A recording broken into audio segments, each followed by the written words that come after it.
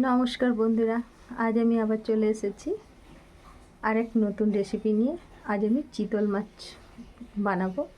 তো চিতল মাছের রেসিপি নিয়ে এসেছি। এই যে আমি এখানে বড় বড় পেটিগুলো, এই দুটো পেটি আছে বড় বড়, এটা মাঝখানে কাটা হয়নি, আর আমি এটা মাঝখানে কেটে নিয়েছি। তো পেটি নিয়ে চলে এসেছি চিতল মাছে। আজকে আমি পেটিগুলো রান্না করব। সর্বপ্রথম আমি নুন হলুদ মাখিয়ে কিছুক্ষণ রেখে দিয়ে এগুলো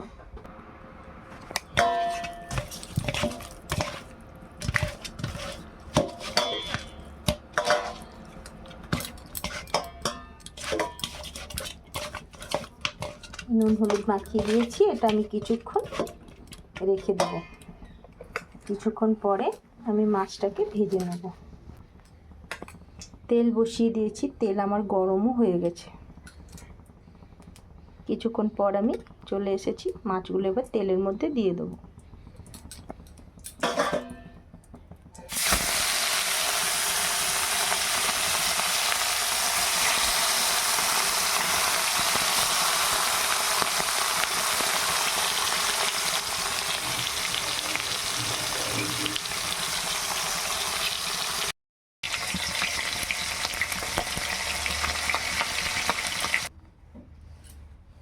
মাছ ভেজে তুলে নিয়েছি। এবার একটা তেজপাতা, একটা শুকনো লঙ্কা আর একটু জিরে ফোড়ন আমি দিয়ে দেবো, কারণ আমার জিরে ফোড়ন দেওয়াই আছে, সেখান থেকে আমি একটু তুলে দিয়ে দিলাম। আর এই যে মাছটা ভেজে তুলে নিয়েছি।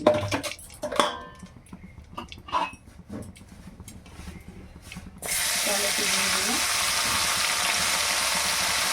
আমি হাফ এখানে টমেটো দিয়ে দিয়েছি।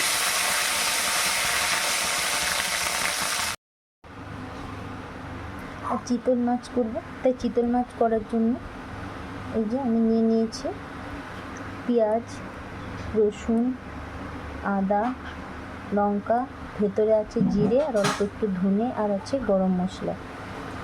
গরম মশলাটাও ভেতরে আছে। এটাকে আমি ভালোভাবে পেস্ট করে নেব। মশলা আমার রেডি হয়ে গেছে।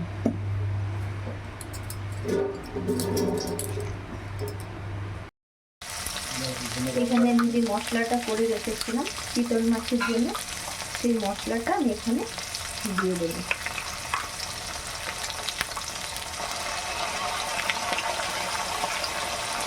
এটাতে আমার জিরে দেওয়াই আছে, জিরে ধনে সব দেওয়া আছে।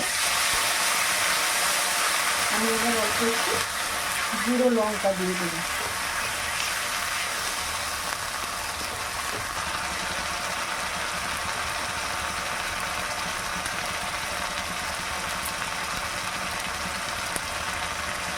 গুঁড়ো লঙ্কা দিয়ে দিলাম। আপনারা যেমন ঝাল খাবেন সেইভাবে দেবেন। আমরা একটু ঝালটা কম খাই, তাছাড়া কাঁচা লঙ্কা বাটা আছে, এখানে একটু গোলমরিচের গুঁড়ো দিয়ে দিলাম।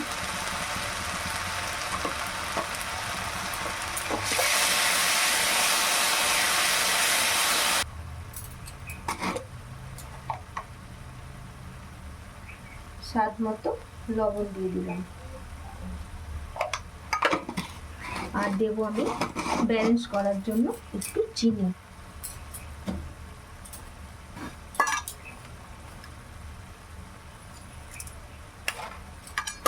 ব্যাস, দেখতেই পাচ্ছেন মশলার থেকে আমার তেল ছেড়ে দিয়েছে, মানে মশলা কষানো হয়ে গেছে। আর আমি মশলার মধ্যেই আদা, জিরে, লঙ্কা, পেঁয়াজ, আর ধনে সব দিয়ে দিয়েছিলাম, আর গরম মশলা সব একসাথেই বেটে নিয়েছিলাম। তাই আমি আলাদা করে আর গরম মশলা দেবো না, নাহলে বেশি উগ্র গন্ধটা হয়ে গেলে বাড়ির সবাই খেতে চাইবে না। আপনারা যদি গরম মশলার গন্ধটা খুব বেশি পছন্দ করেন, তাহলে আপনারা উপর থেকে আর একটু গুঁড়ো গরম মশলা দিতে পারেন। এবার আমি জল দিয়ে দেবো।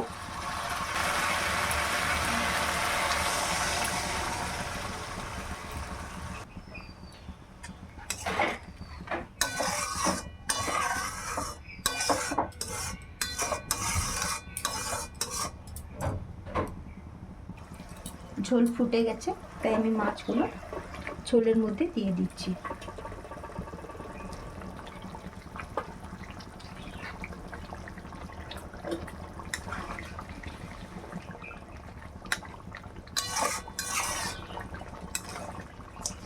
অল্প একটু মাছটা ঝোলের মধ্যে ফুটে গেলেই আমার রেডি হয়ে যাবে আর চিতল মাছের এই ঝোল রেসিপি বা চিতল মাছের কারি। আমি শুধু উপর থেকে একটু ধনেপাতা দিয়ে নামিয়ে গেলেই আমার রেডি হয়ে যাবে চিতল মাছ। অল্প একটু আমি উপর থেকে বাড়ির তৈরি ভাজা মশলা দিয়ে দিচ্ছি।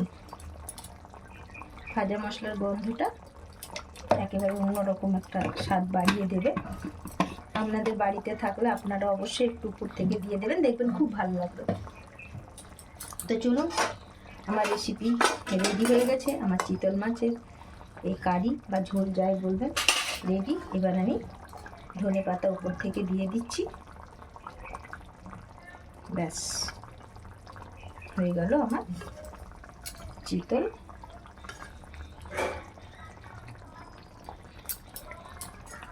মাছের ঝোল। আপনারা কে কে চিতল মাছ খেতে পছন্দ করেন অবশ্যই জানাবেন। আর আপনারা কিভাবে রান্না করেন। মুইঠা তো অনেকেই বানায়, মুইঠা বানানো খুব ঝামেলা। একদিন আমি হয়তো মুইঠা রেসিপিও আপনাদের সাথে শেয়ার করব। আজকের মতো এই পর্যন্তই। ভালো থাকবেন, টাটা।